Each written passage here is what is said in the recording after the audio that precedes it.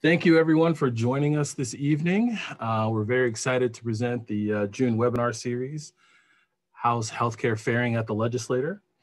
We have two guests with us here tonight. Hope everyone's excited to hear from them. Just a few things first before we get started. A little Zoom housekeeping. This is a professional environment. We ask that everyone remain respectful towards all participants. This webinar is being recorded and will be published for others to view at a later date. You can see and hear us, but we cannot see or hear you. Please keep that in mind. Also, this webinar is best accessed through a computer. Please utilize the Q&A function in the bottom bar to submit questions throughout the webinar. And the best viewing option is fit to window. All right, I am your moderator, Blaine King, the Development Event Specialist with Arizona Medical Association. And tonight we have two people joining us, John Amores, the Director of Government Relations, and Megan McCabe, Deputy Director of Government Relations for ArMA. So first to get started, John Amores comes to ArMA with over 25 years of work in both the legislative and executive branches of government. In addition to extensive private sector experience, John has practiced law, managed and run successful businesses, and served as Vice President of Private Banking for JP Morgan Chase Bank. He's a 7-term member of the West Virginia House of Delegates, where among other leadership positions, he served for 3 terms as the chairman of the House Judiciary Committee. He was then appointed to serve as Deputy Secretary and General Counsel of the West Virginia Department of Commerce, and later served as Director of 2 state agencies, the West Virginia Racing Commission and the West Virginia Real Estate Division. As ArMA's Director of Government Relations, John is responsible for the overall management of ArMA's advocacy efforts and directs the activities of the advocacy team. Megan McCabe joined the ArMA team in 2019. A native Arizonan, Megan graduated from Barrett Honors College at Arizona State University with a Bachelor of Science degree in Biology and Society. She earned her Juris Doctor degree at University of Washington. Following law school, Megan spent several years in Washington, D.C., lobbying at a boutique government relations firm on behalf of universities and scientific societies. Following her time in the nation's capital, Megan returned to her home state and joined Arizona's largest government affairs firm, where she spent several years representing a wide array of clients before the state legislature and municipalities. And with that, I will turn it over to our friends, John and Megan. Thanks very much, Blaine, and welcome everybody. And it's a pleasure to join with everyone today on our first webinar of what I'm sure will be a very successful series, and maybe appropriately, I think, the first webinar is about the legislature. Because we are literally still in the middle, hopefully toward the end of the legislature for this year, but it is very much still a topic on everyone's mind. So to begin, how's healthcare faring at the legislature? Obviously, that's not a rhetorical question, so I'll answer it at least in a nutshell. Healthcare is faring well in 2021. It's not without challenges. We always want to improve and strengthen our position for physicians in Arizona, but 2021 has been a successful year, and let's review both the good and the challenges in the next few minutes. Firstly, in 2021, we started things off with a couple of, I guess, important points to note.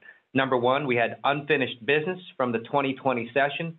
To a great degree, not a lot was done in 2020. As you recall, a few bills were passed, but really the session was halted due to the COVID-19 pandemic.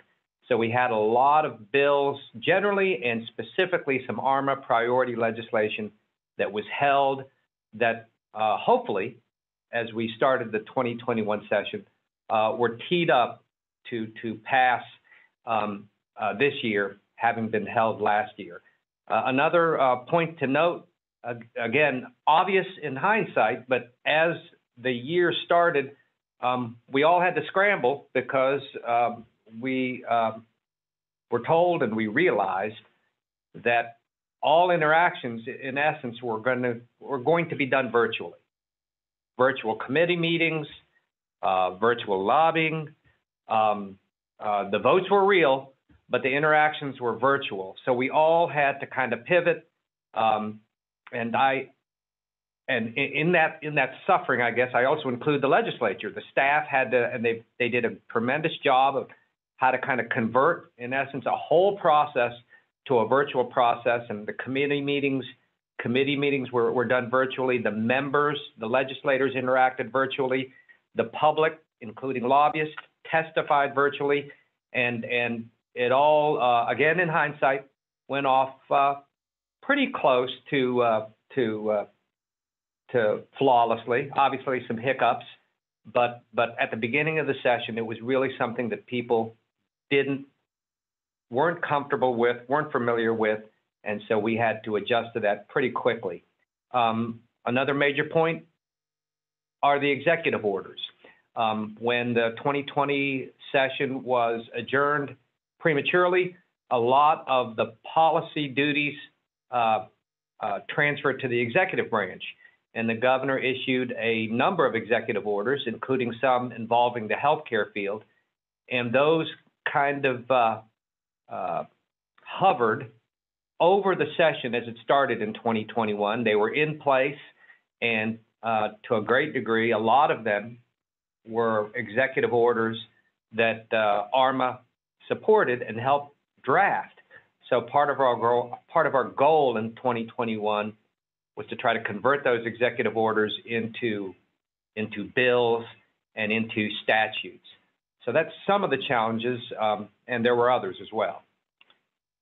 On that note, for perhaps the first time, public health was really a central focus of policy conversations in a way that it is not typically during the legislative session. And the public health topics really sort of branched out from the pandemic. They ranged from mask wearing, and then as we got a little farther along in the year, vaccinations. And unfortunately, these topics became increasingly controversial and political. In ArMA's view, these are evidence-based public health issues that really should not be subject to political debate. However, those were hot topics at the legislature this year, often falling on party lines. Unfortunately, that was certainly mirrored at the national level, but definitely represented here in Arizona as well. And that really leads us to this last bullet on this slide. These issues, public health issues, healthcare issues, should not be political in ArMA's view. And this is why we need all of you physicians to engage in advocacy, and hopefully we'll convince you today that it matters and how best, and teach you some of the best ways to engage moving forward. So I just wanted to step in briefly and remind the attendees to submit questions as they come to you throughout the night. Back over. Thanks, Blaine. And Megan's right. From public health to a host of other issues, typically it's difficult enough to try to make that argument on a scientific basis, and more than ever in 2021, some of those issues got politicized, which made it a little tougher. But again, that's the reason ArMA exists and the reason we need physician involvement in the process. So some of the basics, which can never be overstated in terms of the legislative process. Firstly, the legislature is a bicameral part-time legislature. They convene annually in January, and under statute, they're required to meet for 100 days. You'll see in the slide there, it is recommended that a 100-day session be the case, but in this instance, we are at day 149. Oftentimes, sessions do extend past their recommended statutory 100-day period. As most of you all know, a lot of that extension is related to the budget process and, frankly, continued wrangling on those issues. So, again, The recommendation by statute is 100 days. We blow past that often and certainly have this year. We're at day 149. 30 districts across Arizona.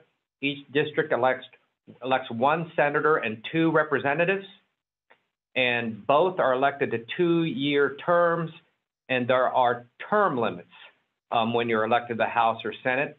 You'll note in parentheses, seat swapping, and that is simply a situation where, a legislator is term limited, but he or she feels like they're still willing to serve, and obviously their district still wants them to serve. So you'll see lots of legislators serve in the House, get termed out, go to the Senate, and continue to serve that district. It's a very common practice in Arizona. So most importantly, who has the majority and therefore the control of both chambers in Arizona? So since our members are elected for 2-year terms, this majority is reflected here in 2021 and will be the case again in 2022. So in the House of Representatives, the magic number is 31. You need 31 votes to pass any bill out of that chamber. And currently there are 31 Republicans and 29 Democrats in the House. On the Senate side, that magic number is 16. And similarly, we have 16 Republicans and 14 Democrats. So very, very slight margins in both chambers. And while this might indicate to you that this would sort of engender a spirit of bipartisanship and working together, since those votes are so tight, those margins are so tight, and every member is needed to pass a bill. Unfortunately, here in Arizona, really the opposite is true. And what we've seen in past years, and especially this year, is on controversial topics, rather than sort of finding a middle ground and working together, we really see a lot of bills pass on party lines. So all 31 Republicans on the bill, all 29 Democrats opposing the bill, and a similar situation in the Senate. So this also makes for an interesting situation in the event one member really doesn't like something, they become the most powerful person in that chamber. And we're seeing that right now. And with the budget, that one Republican fell off the budget, and so it's not moving forward at this time because you can't get to that 31 without every single member. So it really makes things tight, and unfortunately for us, does not bring on the spirit of working together in the way you might hope and expect based on those numbers. Yeah, we were talking about that earlier. In some states, numbers like this would encourage deal making, bipartisan deal making. Every state's different, and in Arizona, Megan's right. That's just not the case. It's a very partisan body, and ArMA obviously, deals with the hand that it's been dealt. So that's the breakdown on a party basis. And now we go to leadership in the legislature. Really, to state the major point here, look at the folks on this slide and realize that they are the gatekeepers. And by that, I mean, especially on the majority side, they're going to make the ultimate determination of whether bills proceed through the process. And it begins on the House side with the Speaker and his leadership team. I would note, pay particular attention to the district that the Speaker and the other leaders belong to. And if you find yourself a resident, or frankly, if you're working, any ties at all to that district, you should seriously consider, if you haven't already, taking advantage of that and trying to develop a relationship with that legislator, because you live or work in a district with a legislative leader. So that's very important to note, and that's your House of Representatives leadership. And let's take a look at the Senate. So similarly, the four folks on the top there are the gatekeepers in the Senate.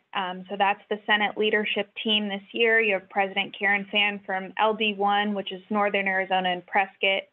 And then, you know, the rest of the members there from across the state, Rick Gray here from the Valley, Mr. Borelli from Lake Havasu, and Mr. Leach from sort of Maricopa, Marana area. And then down on the bottom there is your Democratic leadership team. You know, they don't necessarily control what moves forward, but they certainly are work in concert with their Republican colleagues in leading the chamber. And in terms of true leadership, I guess at the more micro level, there's committee leadership. As all of you know, before bills are considered generally by the body, whether it be House or Senate, they have to pass through their assigned committees. And for ArMA, very typically the most important committee is, of course, the Health Committee. On the House side, we have Chair Joanne Osborne from LD 13 and the ranking member Kelly Butler, LD 28. To note, Madam Chairman Osborne is a first-term chair of the House Health Committee. She's done a great job. We appreciate, even as a new chair, that she's given us the opportunity to kind of make our points and work with her on legislation that comes through the committee. And we look forward to her continued, not just chairing the committee, but continued kind of developing a relationship and continuing to educate her on the issues from a physician perspective.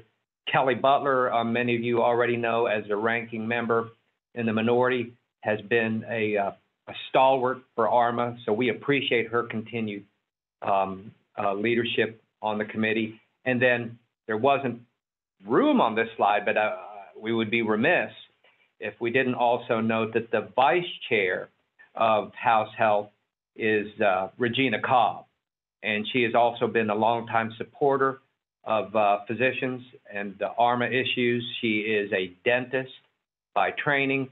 Of note, she was the prime sponsor, we'll talk about it later, of the telehealth reform bill.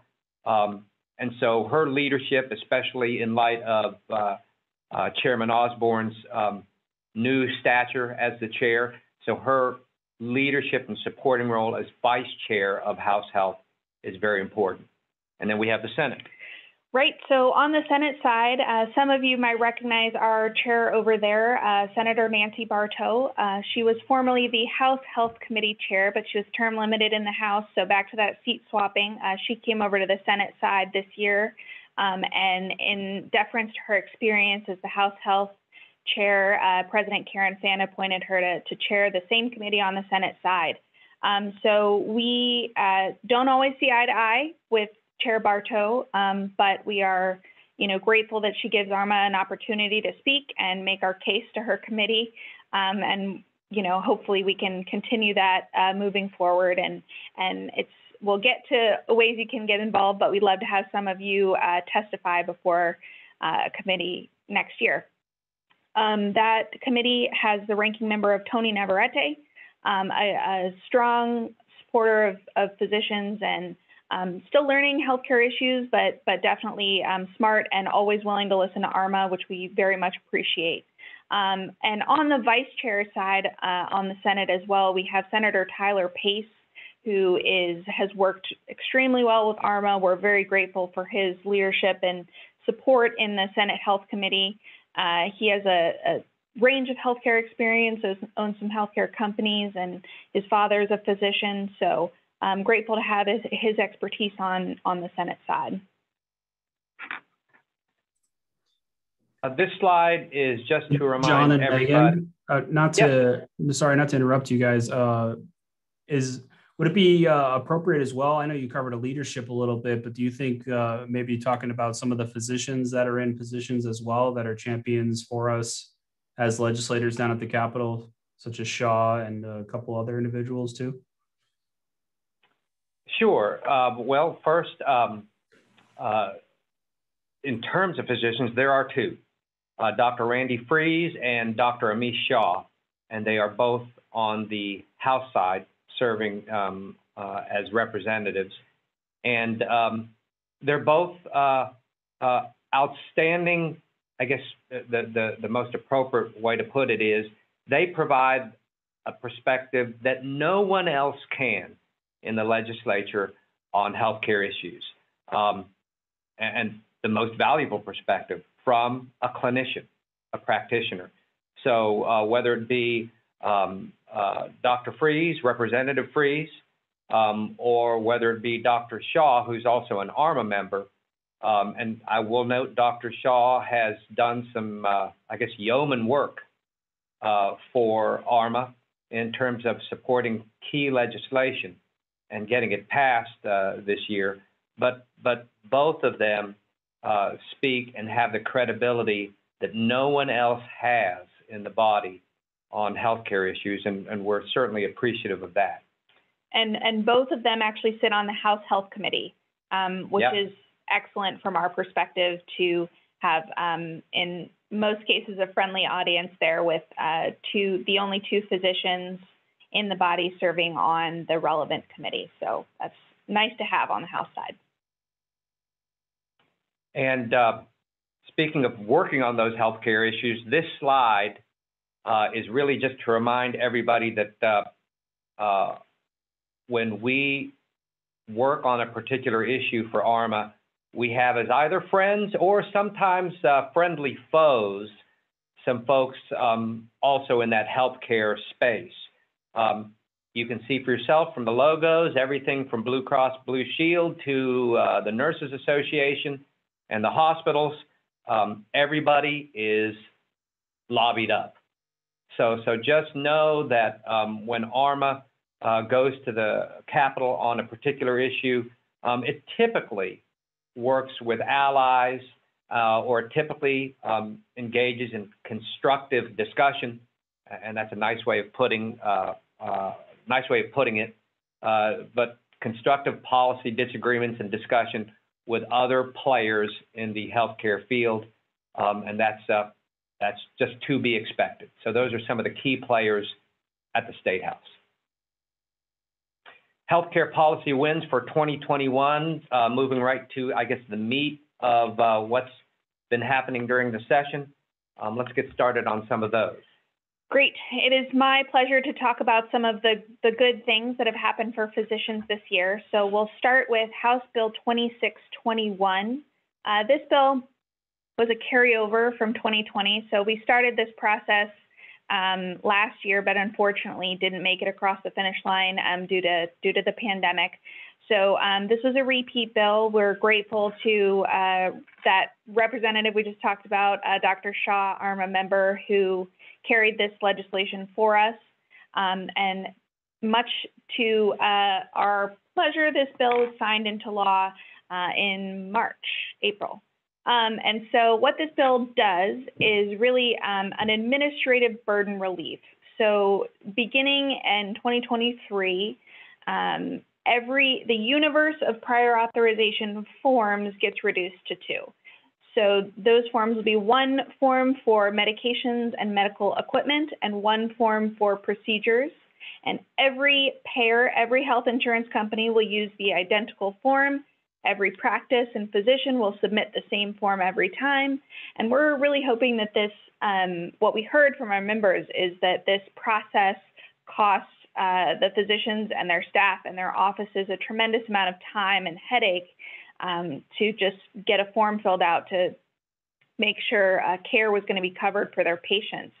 And we're hoping that by reducing the universe of difficulties to 2, that we can really ease that administrative burden for physicians and their staff and ensure that you get to spend more time with your patients instead of on paperwork. So this is a great bill. We're grateful to Dr. Shaw for carrying it for us and should see some administrative burden relief moving forward. Yeah, it's pretty straightforward too in terms of the existing situation. More forms means more mistakes. Exactly right. And so in addition to streamlining administrative responsibilities, we're hoping to, and this is how we sold it, we're hoping it's also a benefit for insurers. The fewer mistakes, the better and easier it is for processing. So that's how we sold it. That's how it got agreement, and that's how, with Representative Shaw doing the heavy lifting, that's how it got passed. So we're appreciative of all the work on that. We are actually working now with the Department of Insurance on those uniform forms, and we look forward to that actually being implemented soon. The next bill is 2454. That is the governor's telehealth bill, and we do certainly appreciate the governor's leadership on the bill, but to say that it is just the governor's bill would understate the efforts by many people, ArMA included, representatives of the governor's staff, most certainly the prime sponsor of the bill, and Representative Cobb, and other folks, other stakeholders who alternatively worked with us and frankly worked against us in a push and pull to try to craft some policy. It was signed into law. It's the law of the land. Many of you, if you're paying attention to some of the information we've been putting out on Medicine This Week or alerts, or keeping your ear to the ground on the news out there, you know some of the key provisions of the reforms, but there's certainly it certainly bears repeating because the passage of this law puts Arizona in the minority of states that are addressing some of these issues on telehealth, which will certainly, telehealth will certainly grow in the future. So Arizona finds itself as a leader and an early adopter of some of these things, particularly for us. We're talking about payment parity for audio visual telehealth services. I mentioned at the top of the discussion executive orders. That was an executive order at one time, payment parity. It is now embedded permanently into law. There are also limitations, and I'm looking at some of my notes to make sure that I get some of this. It's a very dense bill, but let me hit some of the high points.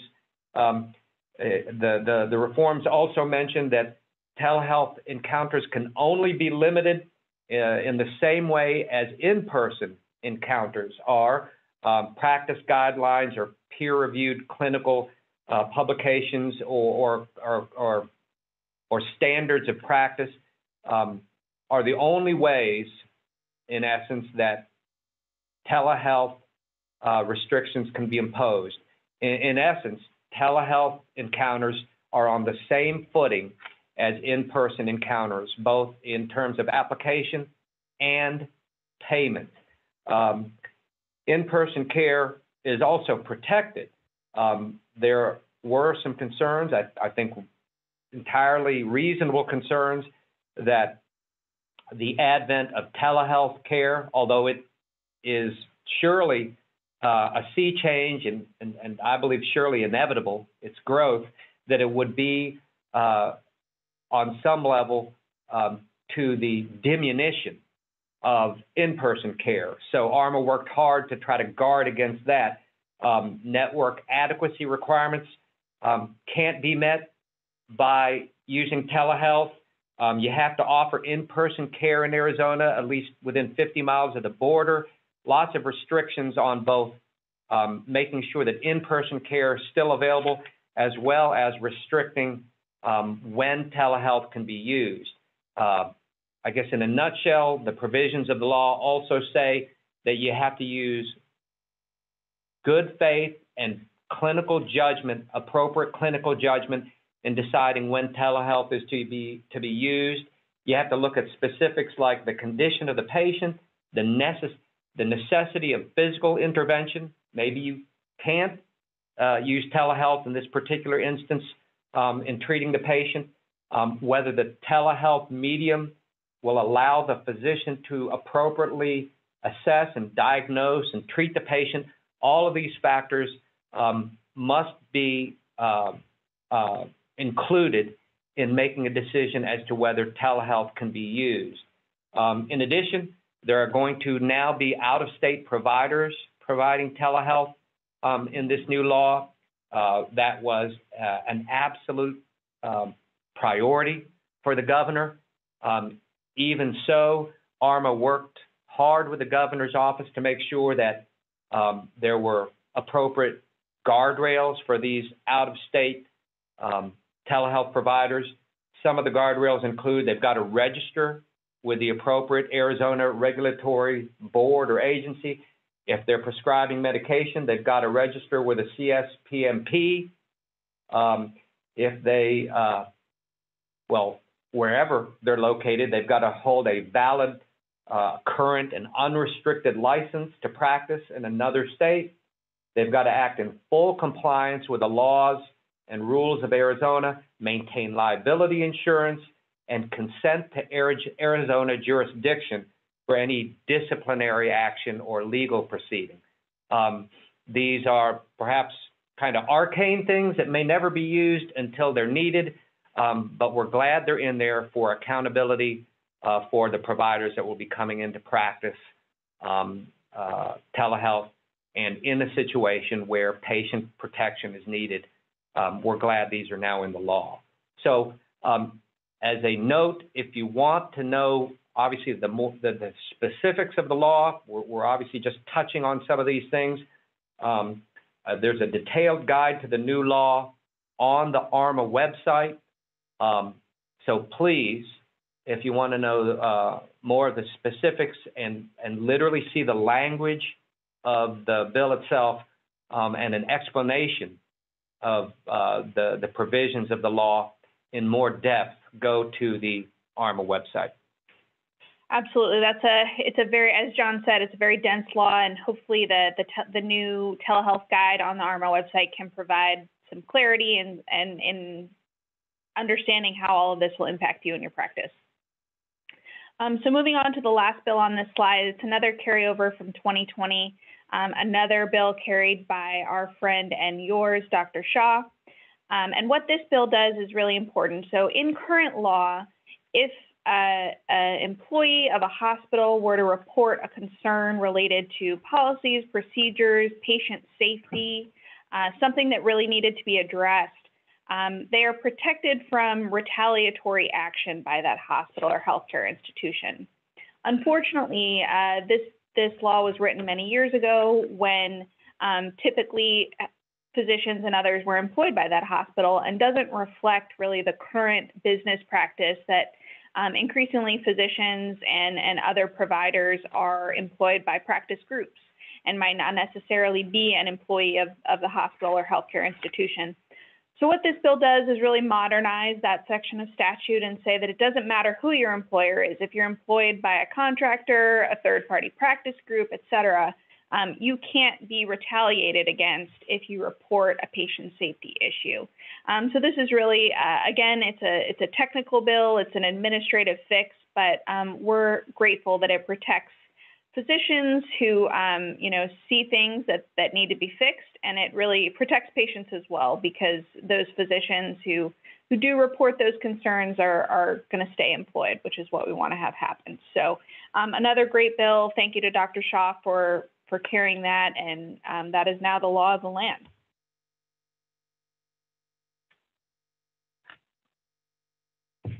Continuing on additional bills. Additional bills.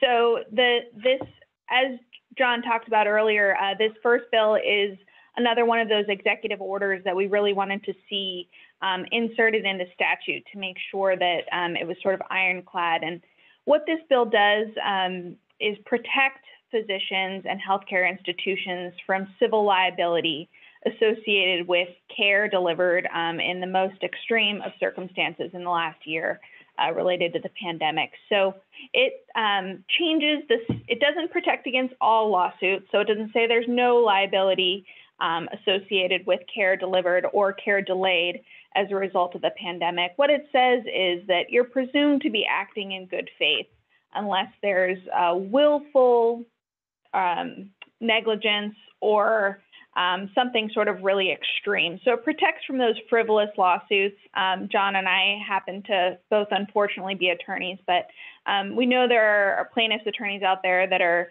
eager to take advantage of the extenuating circumstances of the last year.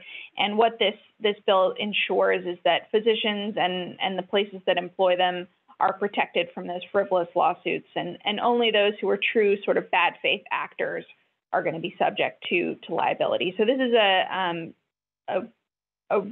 the way it was sold in the legislature, and the way we talked about it was a good way to say thank you to physicians and other healthcare workers who have worked the past year caring for patients in really unbelievable circumstances to ensure that they're protected moving forward. So that bill was signed into law as well. So thank you to Senator Leach, the Speaker Pro Tem in the Senate, for carrying that bill. Next, one of the last ArMA priority that is not quite across the finish line this year, as it's wrapped up in the budget negotiations, but is another prior authorization reform. So SB 1270, which relates to step therapy, is another carryover from 2020. So we've seen this one before, and it is sponsored by our Senate Health Committee Chair, Senator Bartow. And what the bill does is reform another aspect of prior authorization in step therapy. And the bill has quite a few elements in it, but some of the highlights are really that it establishes clinical review criteria for step therapy protocols, such that step therapy protocols must be based on clinical evidence and peer-reviewed publications and not based solely on cost, which we think is an important protection for patients and allows physicians to use their clinical judgment about what is the best medication for their patients and not have it be subject to only cost determinations by the patient's insurance provider. It additionally reforms the timelines associated with step therapy. So what we heard from physicians is that often they put in a step therapy exception request and have to wait 3 weeks, a month, sometimes longer to hear back. And in that time frame, their patient is deteriorating, awaiting the medication they need. So this changes the timelines to step therapy requests must all be responded to and either approved or denied within 72 hours or 24 hours in the case of an emergency. So obviously that's going to be an improvement over the current timelines. And finally, one last piece that is important for patients is that in the event a patient has been through fail first, they've found a medication, they're stable, they're doing well, the doctor's pleased with their prognosis, and then they switch insurance providers. And their new insurance provider says, you better go through step therapy again, and that patient has to go back and fail on medications they've already failed on. Obviously, this is not in the best interest of the patient or the physician from a clinical perspective. And so this says if you have already been through step therapy and all you do is change insurance plans, that you don't have to go through step therapy again as a patient. So this is really a patient-focused bill and one we're pleased to support. It should move through the process here as hopefully some agreement on the budget is reached. And we do hope that's the case. That's what we've been hearing. Yep. That 1270 will move as part of budget negotiations, and we hope that is in fact true. Moving to other bills that ArMA supported, kind of quickly touching on those, Senate Bill 1250 is a bill that is an important public health bill, and the main provisions of it allow for needle exchange programs. Which is something that's been kind of pushed as a policy for the last few years, but this year, sponsored by Senator Bartow, it's been passed. We worked with the AMA in advancing this public health measure, and we are certainly glad to have it be passed and signed into law.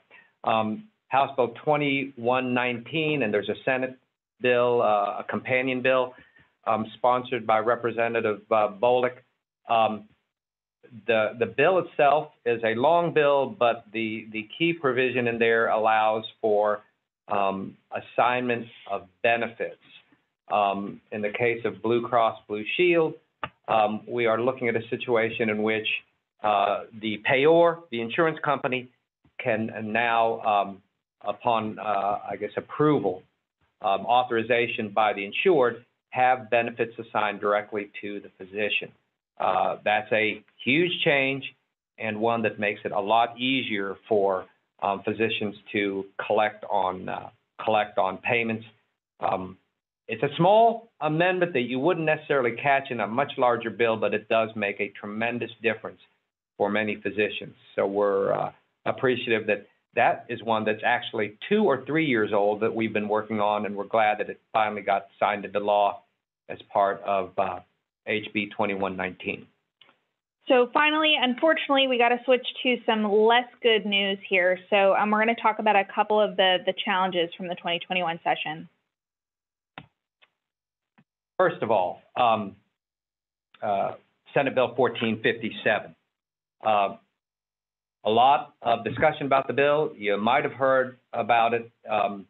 It is a bill prohibiting the abortion procedure for a genetic abnormality. There are a lot of details in the bill.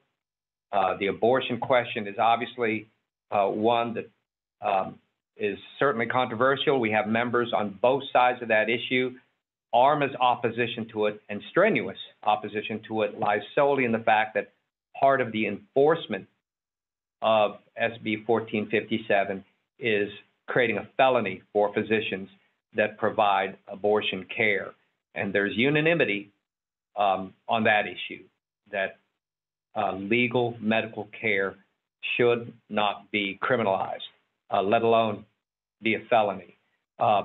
Despite our aggressive efforts and the efforts of other specialty societies and the AMA, the bill was sponsored by Senator Bartow and signed into law. At this point, we are looking at options. There are those who might entertain a legal challenge to that. For purposes of the discussion today, that's neither here nor there. The bill is passed. It is law, and we will be looking at other options, but it is something that ArMA takes a very strong stand against, which is criminalization of the physician-patient relationship. So one other bill we wanted to mention is HB 2845, and what this bill does is change the rules at the Department of Health Services about who can oversee discharge at an ambulatory surgery center. As of now, a physician has to stay on the premises and make sure that patients are safe and ready to go home. This bill changes that rule and allows an anesthesia provider, which expands that scope to CRNAs to discharge patients at ambulatory surgery centers. Obviously, we felt this is a concern from a patient safety perspective, and despite vigorous opposition from ArMA and other physician organizations, the bill passed and was signed into law. Finally, I know we're getting tight on time, so much to everyone's dismay, John and I could talk about this for many hours, but we'll try to move quickly on the next couple. Sure. And one bill of note that we were neutral on, we moved to neutral on, was Senate Bill 1271. Certainly, you can reach out to us for more details on the bill, but suffice it to say that in its original form, 1271 would have allowed physicians who had not completed residency training to nevertheless get a license to practice medicine as an associate physician. After a great deal of negotiation, the bill that was signed into law provides for not a permanent license as an associate physician, but a temporary training permit. It only lasts for 3 years maximum, and the trainee has to be in a one-on-one direct supervisory relationship with a physician, and must every year continue to apply to residency programs in order to retain this permit. And under those limited circumstances, and there are many other limitations, the graduate can practice medicine. So it was greatly narrowed down. And at that point, we found it had some possible utility, and we moved to neutral on it. A lot of details on that bill. I'll be happy to answer any questions if you want to reach out to us on the particulars. So looking ahead, much to every lobbyist's dismay, we are still in session. So we are on day 149.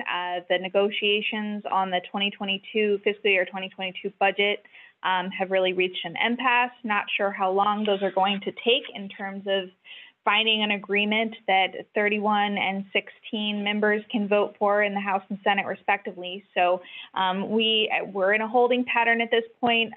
Those negotiations are ongoing. The challenges really do not relate to any healthcare issues. They relate to broader tax issues and election integrity issues.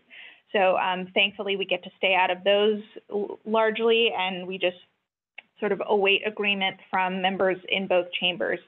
In addition to the budget, we're really keeping an eye for ongoing issues and policy topics related to the pandemic. Much as we all like to think we're sort of on the way out and close to being on the other side for all of those of us who have been vaccinated and are ready to return to whatever the new normal is.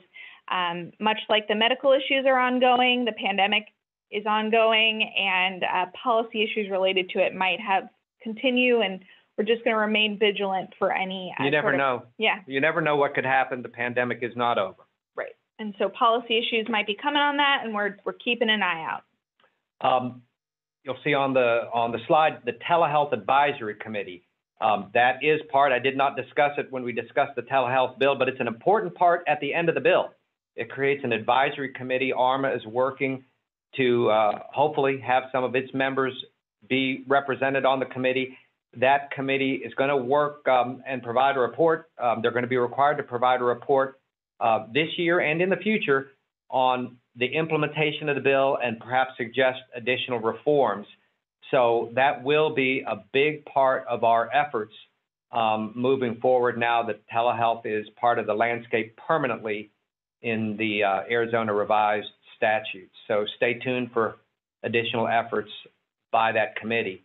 Also, the last two items speak to next year, which for the advocacy team is just around the corner. Legislative issues, we need to start identifying and refining some of those. By identify, I mean seek input from our membership, our L&G committee members, the general public in terms of patients and healthcare issues, try to identify and then refine. By that, I mean ultimately the issues that ArMA will focus upon are the ones that the Legislative and Government Affairs Committee approve. So that whole process of kind of identifying and then narrowing, refining the issues begins, well, it begins now. It started now, but it really kicks into gear after the session ends. And then lastly, ArmPAC has started its election year fundraising. The 2022 election cycle has begun. It seems like the election year is a ways off, but it really isn't. The cycle moves quickly.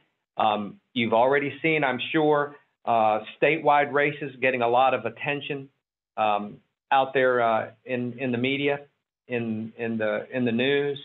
And in addition to those statewide races, legislative races are going to start ramping up. ArmPAC needs to be there. And by there, I mean have the kind of fundraising that allows us to support the candidates that support positions. So that's going to be an important part of the rest of the year. And as we move into 2022, the actual election year, it'll be extremely important. So I'm going to run through these really quickly, and then we'll get to the how can you get involved slide, which of course is the reason all of you are here. So the first one, the ArMA advocacy team takes our direction from the Legislative and Government Affairs Committee. So as an ArMA member, we invite you to get involved and submit an application to serve on the L&G committee and help us make the decisions about what we're going to fight about and what we're going to support, et cetera. If you are interested in public speaking or want to give it a go, we'd love to have any of you on this call volunteer to testify before a committee. You can provide a perspective that as lobbyists, John and I simply can't. Right. That clinical patient care physician perspective is something that obviously we can't offer, and something that's very valuable to legislators as they vote on issues that affect you and your practice. And finally, if public speaking isn't your thing, that's okay. We've got another program for you.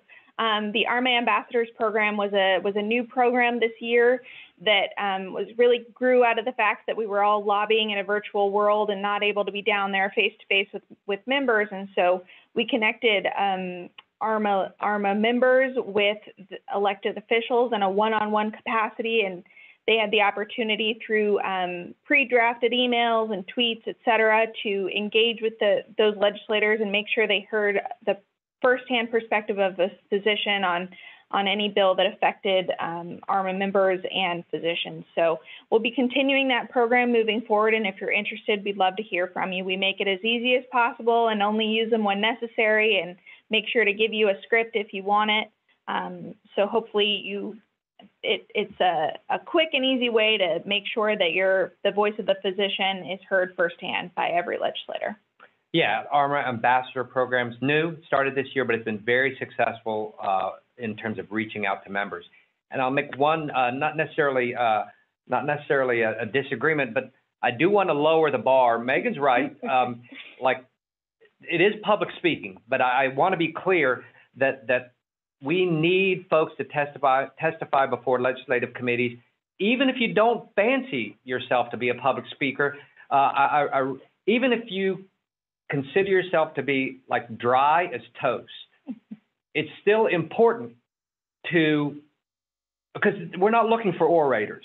We're looking for members who can provide anecdotes and clinical reality test the bills that come before the legislature, and no one can testify or truth tell about whether policy is good or bad for healthcare like a physician. So don't imagine yourself to need any particular skills other than the knowledge you already possess will help you the rest of the way. But for anyone who might be interested, please consider in the future if we reach out to you to testify before a legislative committee. The other items include the Doctor of the Day program. If you don't know about it, you should. A lot of folks already participate in it. It is exactly as it states there. You're a doctor for the day. It was virtual this year, but next year we're going to go back to having a physician walk around and meet with their legislators and be on call to serve in the event of any medical emergency every day of the session. We're going to continue that program. It's been around for like 50 years. 50 more. years. So it's a crown jewel for ArMA. It's going to keep happening in 2022.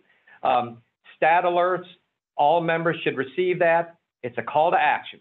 When you get it, we usually kind of hold your hand and tell you to click and send a message to your legislator. That's another great way to alert them as to a bill that we support or oppose. So keep an eye out on those alerts, and don't put them in the trash when you get that email. It takes literally like 60 seconds to click on it and act on it, and it's very valuable. So stat alerts, ArmPAC, as I mentioned, it's not cynical, it's reality. Money makes the legislative process go around. And so we need to have a strong ArmPAC to support legislators that support us. Lastly, and most importantly, all of this really is part and parcel of your ArMA membership. So we would be making a huge mistake if we didn't just say as a bottom line, your ArMA membership, keeping it up, urging others to join, supports all of these things we just mentioned and our future initiatives. So it is true, as it says on the slide, there is strength in numbers.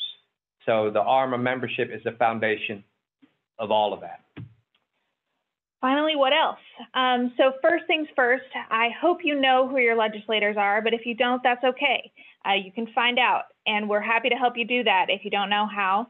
And unfortunately for all of us, much of the legislation and policy making is done via social media these days. Yeah. So if you're on Twitter or Facebook, I am too. I regret it every day, but there I am. And follow your legislators. Get to see what's important to them. You know, a lot of these folks get thousands of emails a day, but they're not getting thousands of tweets. And so it's a really easy, quick way to engage. You don't have to go down the dark Twitter rabbit holes that exist out there, but it's a good way to engage with your legislators. It's easy, it's fast, and you really get a sense of sort of the unfiltered personality of your legislator by engaging them where they are, and where they are is Twitter. So next on the list, if you're not familiar with the request to speak system, it's sort of what it sounds like, but in addition to being a request to speak, it's really a constituent opportunity to put your thumbs up or thumbs down on any piece of legislation and say, we like this, we don't, here's why. The ArMA team can give you a tutorial, walk you through how to do it. If you don't have an account already or you're not sure, reach out to us. We're happy to help you set it up. It does have to be activated in person at the Capitol the first time. We can do that for you, so you don't have to drive down there. And after that, you can do it from your phone or your computer. Really easy, really quick way to engage and let the legislature know there are physicians out there who either support or oppose every piece of legislation that comes across related to healthcare. Yeah, registering with the RTS system is a must. That's a foundational request from us to you to start. If you start anything related to advocacy in the legislature, the RTS system is the beginning of that. So contact us if you need to register, and we can help you. Also, you talk to your colleagues, you engage politically, and that does mean money. Engagement is a euphemism for a check, but it has to be done. It has to be done. We have to support our candidates.